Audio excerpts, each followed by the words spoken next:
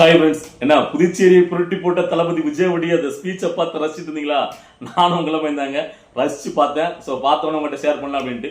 நான் உடனே வருவேன், யாரெல்லாம் எது பார்த்தீங்களா கமெண்ட்ல பதிவு பண்ணுங்க. இந்த நிகழ்ச்சியை நீங்க பார்த்த உடனே எனக்கு ஃபர்ஸ்ட் வந்து வச்சு கேட்டீங்கன்னா, எங்கேயாவது வாரீங்க, அதாவது தமிழ்நாட்டில் தான் மக்கள் இப்படி தன்னெழுச்சியா கூட்டாங்கன்னு பார்த்தீங்கன்னா, அதுக்கு கொஞ்சம் கூட சளைக்காம இன்னைக்கு புதுச்சேரியில் மக்கள் அவ்வளோக்குள்ள திரண்டாங்க. அதாவது 5000 பேர் தான் அளவுன்னு முதலே சொல்லி கூப்பிட்டு கொடுத்து வர வச்சாலும் இன்னும் 2000 பேருக்கு மேல வந்து வெளியே நின்றுட்டு இருக்காங்க மக்கள். அந்த அளவுக்கு விஜய்னா அவ்வளவுக்குள்ள கிரேஸ். அதாவது இங்க நிறைய பேர் சொல்லுவாங்க உடனே நடிகர் பக்கம் கூட்டம் கொடுத்தே அப்படின்ட்டு. எல்லா நடிகருக்கும் இப்படிலாம் கூட்டம் கூடாது, நல்ல மனசை ஏற்றிடுங்க. அது தளபதி விஜய் அவர்களுக்கே உண்டான ஒரு தனித்துவம். நீங்கள்லாம் அதை பார்த்து இப்படிதான் சொல்லிக்கணும். ஏன்னா உங்க எல்லாருடைய அரசியலும் அஸ்தமனா போகுதுல்ல. சரி, ஓகே. இன்னைக்கு இந்த புதுச்சேரியில என்ன பேச போறாரு? ஏன்னா அவர் வந்து பாத்தீங்கன்னா தளபதி விஜய் தமிழ்நாட்டிலே முதலமைச்சர் கேண்டிடேட்டா அங்க கட்சி ஆரம்பிச்சு நிக்க போறாரு. புதுச்சேரியில என்ன, புதுச்சேரிக்கு என்ன முக்கியத்துவம், இங்க வந்து என்ன மாதிரியான அரசியல்? ஏன்னா இங்க இருக்கிறது புதுச்சேரி மாநில முதலமைச்சர் ரங்கசாமி, என்ஆர் காங்கிரஸ், சரியா? அவரை ஏத்தி பேச போறாரா? இல்ல அவர் கூட்டணி அங்கமா இருக்குது என்டிஏ கூட்டணி பாஜக விமர்சிக்க போறாரா? இல்ல இங்க வந்து திமுக விமர்சிப்பாரா அப்படின்னு எல்லாருடைய நோக்கமா இருந்திருக்கும். சோ அவர் மைக்க பிடிச்ச உடனே பாத்தீங்கன்னா ஒன்றிய அரசு இந்த பாண்டிச்சேரி புதுச்சேரி வந்து பாத்தீங்கன்னா பெருசா கண்டுக்கவே மாட்டேங்குது. இங்குள்ள மக்களுடைய பிரச்சனைகள் அவங்க கண்ணுக்கு தெரிய மாட்டேங்குது. எப்படி தமிழ்நாடு ஒதுக்கி வச்சிருக்காங்களோ அதே மாதிரி புதுச்சேரியும் ஒதுக்கி தான் வச்சிருக்காங்க. புதுச்சேரியில அதாவது கூட்டணியில அங்க வச்சாலுமே உங்களுக்கு கட்சி வந்து பாத்தீங்கன்னா அப்படி இருந்துமே இதுக்கு வந்து பெரிய ஒரு அங்கீகாரம் கொடுக்கல. இந்த மக்களுக்கு ஒரு பிரச்சனைனா நான் வந்து கேட்பேன். ஏன்னா 30 வருஷமா தமிழ்நாட்டு மக்கள் என்னை எப்படி தாங்கி அதே மாதிரி நீங்களும் தாங்கி பிடிச்சிருக்கீங்க. தமிழ்நாட்டுக்கு ஒரு பிரச்சனை தான் அந்த விஜய் கேட்பான்னு கிடையாது, புதுச்சேரிக்கு ஒரு பிரச்சனை தான் கேட்பேன் அப்படின்னு சொல்லிட்டு அவர் சொன்னும் போது அப்படி ஒரு கரகஸ்தை பார்க்கணும். அந்த மக்கள் அவ்வளோக்குள்ள எதிர்பார்க்காங்க ஒரு மாற்றத்தை வேணும் அப்படின்ட்டு. அதுல இன்னொரு விஷயம், ஒரு கரெக்டா ஒரு நோஸ் கட்டு கொடுத்தாரு பாருங்க தமிழ்நாடு திமுகக்கு. அதாவது இங்க பாருங்கயா, எப்படியா நாங்க ஒரு மாற்று அரசியல் நாங்க பேச வரோம், எங்களுக்கு உண்டான சௌகரியங்களை இங்க உள்ள அரசாங்கம் எப்படி புதுச்சேரி அரசாங்கம் எந்த அளவுக்கு, அதாவது ஒரு பாதுகாப்பு வழிமுறைகள் இந்த காவல்துறை எல்லாமே சிறம்பட செஞ்சு கொடுத்துருக்காங்க. இதை பார்த்து தமிழ்நாடு திமுக கவர்மெண்ட் கத்துக்கங்கய்யா இப்படிலாம் பண்ணணும்ட்டு அப்படின்னு ஒரு நோஸ் கட் ஒன்று பண்ணாரு பாருங்க. உண்மையிலே இது வந்து நிறைய தீப்பிடிக்கும் இன்னைக்கு. இப்போ இதுக்கப்புறம் ஈவினிங்ல இருந்து ஸ்டார்ட் ஆயிரும் வச்சுக்கோங்களேன். ஸோ அதாவது அந்த மக்களுக்கு என்னென்ன பிரச்சனை இருக்குன்னு அடுத்தாப்புல பேசுறாரு. அதாவது புதுச்சேரி மக்கள் வந்து பார்த்தீங்கன்னா எனக்கு தெரிஞ்சு தளபதி விஜய் அவர்கள் பேசுனதுக்கு அப்புறம் தான் புதுச்சேரி மக்களுக்கு இந்த ரேஷன் பொருட்களே கிடைக்காது, கொடுக்கப்படலைங்கிற விஷயமே எனக்கு தெரிய ஆரம்பிச்சு. என்னமே நிறைய பேர் தெரிஞ்சுக்கலாம். நான் ஓப்பனா சொல்றேன், இந்த ரேஷன்ல நம்மளுக்கு எல்லாரும் கொடுக்குற மாதிரி, அதாவது அரிசி, சர்க்கரை, கோதுமை இதெல்லாம் பார்த்தீங்கன்னா புதுச்சேரியில் கொடுக்கலையா. ஸோ அதை இந்திய அளவிலே இங்கே தான் கொடுக்கப்படாது. ஸோ அதுக்கு நம்ம வெளியே பண்ணு சொன்னாரு. அது மட்டும் இல்லை, இந்த தனி மாநிலம், அதாவது பார்த்தீங்கன்னா இப்படியே வந்து பார்த்தீங்கன்னா ஒவ்வொரு மாநிலம் பிரிக்கப்பட்டிருக்கு. இது வந்து பார்த்தீங்கன்னா யூனியன் பிரதேசம் தான் புதுச்சேரி. ஆனால் புதுச்சேரிக்கு வந்து பார்த்தீங்கன்னா மாநில ஒரு அங்கீகாரம் வேணும்னு சொல்லிட்டு ரொம்ப நாளாக கோரிக்கை வச்சிருக்காங்க, கிட்டத்தட்ட எத்தனை ஆண்டுகளா. ஆனால் இன்னுமே பார்த்தீங்கன்னா ஒன்றிய அரசு நிறைவேற்றலையா. அதை நிறைவேற்றணும். அது மட்டும் இல்லாமல் தொழிற்சாலைகள் நிறைய வந்து உருவாக்கணும். இப்போ வந்து புதுச்சேரி தெரியும், அது வந்து பார்த்தீங்கன்னா சுற்றுலாத்தலம், அங்கே வந்து நிறைய இடங்கள் பார்த்தீங்கன்னா பார்க்கிங் வசதி இல்லை, கழிப்பிட வசதி இல்லை, அதெல்லாம் பண்ணி கொடுக்கணும். காரைக்காலில் உள்ள மீன்பிடி தொழிலாளர்கள் அடிக்கடி இலங்கை கடற்படை கைது செய்யப்படுறாங்க, தடுத்து நிறுத்தணும் அப்படின்னு சொல்லிட்டு அந்த மக்களுக்கு உண்டான அந்த பிரச்சனையை வந்து பார்த்தீங்கன்னா அவரு சொல்றாரு, இதெல்லாம் நான் வந்து தீர்த்து வைப்போம், இங்கேயும் தமிழை வச்சுக்கிறதுல கொடி பட்டொலி வீசி பறக்கும் அப்படிங்கிறது. ஸோ ஏன் இந்த இருக்கு இங்க முக்கியத்துவம் கொடுக்காரு கேட்டீங்கன்னா, அதாவது ஆல்ரெடி அவரே சொல்றாரு, அதாவது இதெல்லாம் தெரிஞ்சு வச்சுதான் எம்ஜிஆர் அவர்கள் 1977 தமிழ்நாட்டில் முதலமைச்சர் ஆனாலும் 1974 பாண்டிச்சேரியில் கால் பதிச்சிட்டாரு அவருடைய தலைமையில் ஆட்சியில. சோ அதுதான் அந்த பாண்டிச்சேரி மக்கள் அப்பவே அவங்க தான் முதலாக அலர்ட் கொடுத்தது. எம்ஜிஆர் ஒருத்தர் வராரு, அவரை கைவிட்டுறாதீங்க அப்படின்னு சொல்லிட்டு அந்த மக்கள் திரும்பவும் பார்த்தீங்கன்னா தமிழை வச்சுக்கிறதுக்கு தொலைவோட நிற்பாங்க அப்படிங்கிறத அங்கே ஆணித்தரமா பதிவு பண்றாரு.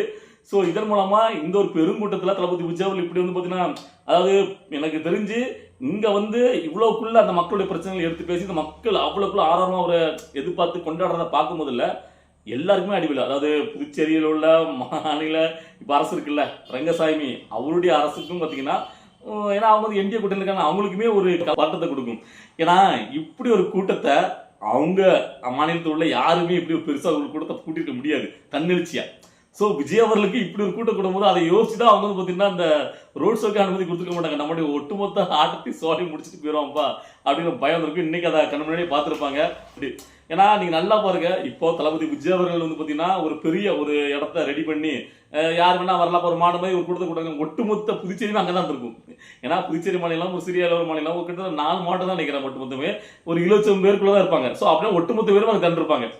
ஸோ அப்போ அவரு தானே விஜய் தான், எல்லா மக்களும் விஜய் தான். அங்க வந்து 20 லட்சம் பேர்ல ஒரு 5 லட்சம் பேர் விட்டுருக்கலாம், மத்தடி போட்டு விட்டா முடிஞ்சு போச்சு. அங்க அவரு தான் பார்த்தீங்கன்னா. ஸோ அவர் சொல்ற ஆள் தான். ஸோ அதனாலே பார்த்தீங்கன்னா இப்போ வந்து பார்த்தீங்கன்னா என்ஆர் காங்கிரஸ் ரங்கசாமி வரைக்கும் பார்த்தீங்கன்னா ஒரு சிலித்திருப்பாரு, என்னடா நடக்குது, நம்ம கையை விட்டு போயிருவோம் அப்படின்ட்டு. ஸோ எல்லாருக்கும் ஒரு எச்சரிக்கை பண்ணி கொடுத்துருக்காரு. அதுவும் பார்த்தீங்கன்னா திமுகவுக்கு, அதாவது அவர் திமுகவை எங்க போனாலும் ஒரு மிதிக்கிறது இருக்குல்ல, எனக்கு ரொம்ப பிடிச்சிருக்கு. அது அவர் சொல்றாரு, திமுக மட்டும் நம்பிடாதீங்க அப்படிங்கிற அந்த கூட்டத்தில் மக்களை பார்த்து மக்கள் எல்லாரும் கரகோஷம் பண்றாங்க. ஸோ இதாவது திமுகங்கிறதே இங்க இருக்கக்கூடாது அப்படிங்கிறத கங்கணம் கட்டிட்டு அடிக்காரு மனுஷன். அதனால பாத்தீங்கன்னா விஜய் அவர்கள் அரசியல் வந்து பாத்தீங்கன்னா திரும்ப திரும்ப நம்ம சப்போர்ட் பண்ணணும்னு தோணுது. ஸோ அதுக்கப்புறம் இந்த விஷயத்துல நாம் தமிழ் கட்சிக்காரங்களும் ஒரு விஷயத்தை கதறுவாங்க. ஏன்னா அவங்களெல்லாம் கண்டுக்கிறது கிடையாது விஜய் அவர்கள், இருந்தாலுமே ஒரு ஃப்ளோல ஒன்று சொன்னாரு. அதாவது பாண்டிச்சேரியில இருந்தா அவங்க நம்ம மக்கள் இல்லையா, இப்ப நம்மளை பார்த்தோன்னே எப்படி ஒன்று சிலிக்கா பாருங்க, எப்படி ஒரு அன்போட இருக்கா பாருங்க, நம்ம மக்கள் கன்னடா கேரளா எங்க இருந்தாலும் நம்ம மக்கள் தானுங்க அப்படின்னு ஒரு போட்டு போட்டார்ல. இது கண்டிப்பா எதிரொலிக்கும். நாம் தமிழ் குரூஸ் இதை வந்து வச்சு கதை ஆரம்பிப்பானுங்க. ஏன்னா விஜய் அவர்கள் பாத்தீங்கன்னா ஒரு பெரிய அளவுல ஒரு அரசியல் இயக்கத்தை மாத்துறாருங்க. அவர் வந்து பாத்தீங்கன்னா எல்லா பக்கமும் இப்போ வந்து பாத்தீங்கன்னா முதல்ல இந்த சட்டமன்ற தேர்தல் விஜய் ஜெயிச்சுட்டா வச்சுருங்களேன், அவருடைய கட்சிங்கிறது வேற லெவல்ல போய் நிற்கும். ஏன்னா அவருக்கு இப்போ நீங்க புதுச்சேரியில பாத்தீங்க இதே மாதிரி ஒரு கூட்டம் அவர் கேரளாவில் கூட்டம்னு வச்சுக்கோங்களேன், என்ன நினைக்க போறீங்க, கேரளால இதை விட்டு அதிகமாக வரும். ஸோ அவருக்கு எல்லா பக்கமும் அந்த ஃபேன்ஸ் மக்கள் இருக்காங்க. அதனால தான் இங்க இருக்கிற எல்லா கட்சியும் தளபதி விஜய் அவர்களை பார்த்து பயப்படுது, நடுங்குது. ஸோ இதுக்கு மற்றவங்கலாம் கட்சி ஆரம்பிச்சுட்டு வரும்போதெல்லாம் இந்த அளவுக்கு பார்த்தீங்கன்னா பெருசாக அவங்களுக்காக மெனக்கெட்டு விமர்சனம் வந்து அந்த ஆட்களை கூட்டி எதிராக வந்து காசு கொடுத்து கதை வைக்கிறதெல்லாம் பண்ண மாட்டாங்க. மீடியாக்கள் இப்படி எச்சரித்தனமான வேலையெல்லாம் பார்க்க மாட்டாங்க. ஆனால் விஜய் அவர்களுக்கு இவ்வளோக்குள்ள பண்ணுறாங்கன்னா விஜயை பார்த்து நடுக்கிறாங்க, பயங்கராங்க. விஜயகாந்த் அவர்களை விடவும் விஜய் வந்து பார்த்தீங்கன்னா ரொம்ப ஆக்கசமா இருக்காரு. ஏன்னு கேட்டீங்கன்னா விஜயகாந்த் அவர்களுக்கு அது ஒரு நடுத்தர வயசுல உள்ளவங்க நிறைய பேர் அவங்க கட்சியில் இருந்தாங்க. ஆனால் விஜய் அவருக்கு அப்படி இல்லை, எல்லாம் இளந்தாரி பசங்க. ஸோ எல்லா இளைய தலைமையில முதல் ஓட்டு வாக்காளர்கள் அதுக்கப்பட்டு இல்லாம பெண்கள் வாக்கு அதிகமாக வருது. ஸோ அதனாலே பார்த்தீங்கன்னா எல்லாருக்குமே அவர் பயத்தை கொடுக்காரு. இன்னைக்கு ரங்கசாமிக்கு பார்த்தீங்கன்னா தூக்கம் போயிருக்கும் அவருக்கு, நம்முடைய மாநிலத்தை வந்து இப்படி வந்து ஒரு கூட்டத்தை கூட்டி தொங்கிட்டு போயிட்டாரே அப்படின்ட்டு அவருக்கு ஒரு பதத்தை கொடுப்பாரு. ஸோ ஒட்டுமொத்தமா நல்லா இருந்துச்சு. இனிமே திமுக என்ன ஒரு விஷயத்தை கையெழுப்பான்னு கேட்டீங்கன்னா அதுல பெருசா வந்து பாத்தீங்கன்னா பிஜேபி விமர்சிக்கல, நாங்க நினைச்சோம்ல பிஜேபி விமர்சிக்காம இவர் போவாரு அப்படின்ட்டு. இதுக்கு மேல என்னையா விமர்சிக்க முடியும், பிஜேபி தான் கண்டுக்க மாட்டேங்க, தமிழ்நாடு எப்படின்னு கண்டுக்கல, அதே மாதிரி புதுச்சேரி வந்து கண்டுக்க சொல்லிட்டு நிறைய அவங்களுடைய குறைகளை சொல்லிட்டாரு. ஆனாலும் இவனுங்க இதான் தூக்கிட்டு வருவானுங்க திமுக. ஏன்னா திமுக தானே நிறைய மீதி வந்திருக்கு, இதை பார்த்து கத்துக்கணும், திமுக மட்டும் கண்டுக்காதீங்கன்னு சொல்லியாரு. அதான் நல்லா பார்க்கணும், அந்த இடத்துல பிஜேபி பத்தி பேசல. அதனால அவனுக்கு வந்து பாத்தீங்கன்னா திமுக வந்து அட்டி அதிகமா வந்திருக்கும். திமுக உடனே பாத்தீங்கன்னா பிஜேபியோட பி டீம்னு சொல்லி கதறுவானுங்க.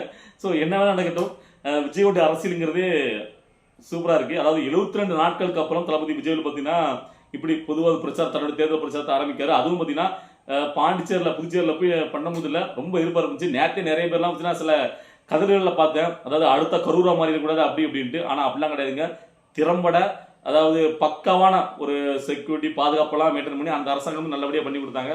ஸோ சூப்பரா வந்து செட்டில் ஆகுது பார்த்தீங்கன்னா நல்லபடியா பேசிட்டு போயிட்டாரு.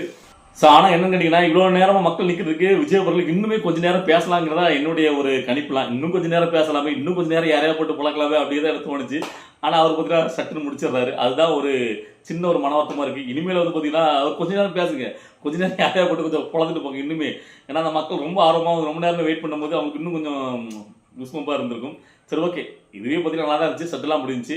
சரி ஓகே, இன்னும் அடுத்தடுத்த நிகழ்ச்சிகள் இருக்குல்ல, இனிமேல் தானே ஆட்டம் இன்னும் இருக்கு, எவ்வளோ ஆட்டங்கள் இருக்கு, எங்கெங்கெல்லாம் போயிட்டு அடி கொடுக்க வேண்டியிருக்கு. ஸோ அப்படிங்கும் போது தளபதியோட அந்த அரசியல் வந்து அவர் கட்சி ஆரம்பிச்சதுக்கு அப்புறம் தான்ப்பா தமிழ்நாட்டு அரசியலே ரொம்ப வந்து சூடு பிடிக்கும். நாமெல்லாம் இவ்வளோக்குள்ள ஆர்வமாக பார்த்துட்டு இருக்கோம். இளைஞர்கள் சொல்லவே வேண்டாம், இவ்வளோக்குள்ள அரசியல் பார்த்து அரசியல் பேச கற்றுக்கிட்டது விஜய் வந்ததுக்கு அப்புறம் தான். இது வந்து ஒரு மிகப்பெரிய ஒரு எழுச்சி கொடுக்கும். எப்பவுமே இளைஞர் கையில தான் எதிர்காலம் இருக்கு, ஒரு நாட்டோட எதிர்காலம் சொல்லுவாங்க. ஸோ நிறைய இளைஞர்களை, ஏன்னா இளைஞர்கள் எல்லாரும் சொன்னாலும் எல்லாத்தையும் கேட்ட மாட்டாங்கல்ல. இப்போ எவ்வளோ பேருக்கு முன்னாடி கட்சியாளர்கள் வந்திருக்கலாம், எத்தனை பேர் இருக்கலாம், ஆனால் அது சொல்லக்கூடிய இடத்துல இருக்க ஒருத்தர் அதை சொல்லணும்ல. இப்போ இதே மாதிரி தளபதி விஜய் மாதிரி கிரேஸ் உள்ள சில பேர் இருக்கலாம், ஆனால் அவங்களுக்குலாம் இதே மாதிரி குழந்தைகள் பெண்கள் அவங்க எல்லாருடைய கூட்டம் வராது. ஆனாலும் பார்த்தீங்கன்னா அவங்களுக்கும் ஒரு கூட்டம் இருக்கு. ஆனால் அவங்களாம் பார்த்தீங்கன்னா இந்த அரசியல் வரணும்னு யோசிக்கல. அரசியலுங்கிறது ஒரு சாக்கடை, அதில் வந்து நம்ம என்னத்தை பண்ண, அது ஏகப்பட்ட பிரச்சனை அப்படின்னு சொல்லிட்டு அவங்க பாட்டு செட்டில் கலந்துக்கிட்டு இங்கே சம்பாதிக்க மட்டும் இங்கே வந்துக்கிட்டு படத்தை நடிச்சு சம்பாதிச்சுட்டு அப்படியே போயிட்டு ஃபாரின்ல போயிட்டு செட்டில் ஆகிட்டு அப்படிங்கிற நேரத்தில் ஒரு அரசு கட்சி ஆரம்பிச்சுட்டு வந்து இப்படி எதுக்குங்கிற என்ன வர்றதே பார்த்தீங்கன்னா ஒரு பெரிய விஷயம். அதுக்காக தான் நான் தளபதி விஜய் அவர்களை தொடர்ந்து நான் சப்போர்ட் பண்ணிருக்கேன். அது தளபதி விஜய் அவருடைய முடிவில் சில மாற்றங்கள் நமக்கு இருக்கலாம். ஏன்னா எல்லாரையும் அவரால் 100% ஃபுல்ஃபில்லாக சமரசம் பண்ண முடியாதுல்ல, எல்லாருக்கும் பிடிச்ச போது எல்லாருமே இருக்க முடியாது. அப்படின்னா இருந்தாலும் அந்த திமுகவை எதிர்த்து இங்க ஒரு அரசியல் பண்ணணுங்கிறது தோணுச்சு பார்த்தீங்களா, அது உண்மையிலே வேற லெவல். தளபதி விஜய் அவருடைய அந்த கட்ஸுக்கே நம்ம சப்போர்ட் பண்ணிருப்போம். ஸோ இதுல வந்து ஆதவர்ஜுனா தளபதி விஜய் வர்றதுக்கு முன்னாடி அவரு வேற ஒரு ஃப்ளோவில் பார்த்தீங்கன்னா தில் இருந்தா திமுக நீங்க வந்து தேர்தலில் போட்டி போடுங்க, அதை விட்டுட்டு இந்த மாதிரி எங்களை பண்ணாதீங்க, நாங்கள் வெளியிலே விட மாட்டோம் அப்படின்ட்டு ஒரு போட்டு போட்டாரு. ஸோ எல்லாத்துக்கும் ஈவினிங்ல இருந்தே பார்த்தீங்கன்னா அந்த எதிர்மறை தாக்குதல்கள் வர ஆரம்பிக்கும். ஸோ அது வர வர ஒவ்வொன்றுக்கா நம்ம வந்து பார்த்தீங்கன்னா நம்மளுடைய பதிலடி கொடுக்கலாம். ஸோ இன்னைக்கு வீடியோ பார்க்கும்போது உங்களுக்கு என்ன தோணுச்சு, நீங்க எப்படி ரசிச்சீங்க, நான் வருவேன்னு எதிர்பார்த்துருப்பீங்களா? ஸோ உங்களுக்கு எப்படி இருந்துச்சுக்கிறதா உங்களுடைய கருத்துக்களை கமெண்ட்ல பதிவு பண்ணுங்க. நம்ம அடுத்த வீடியோ பார்க்கலாம்.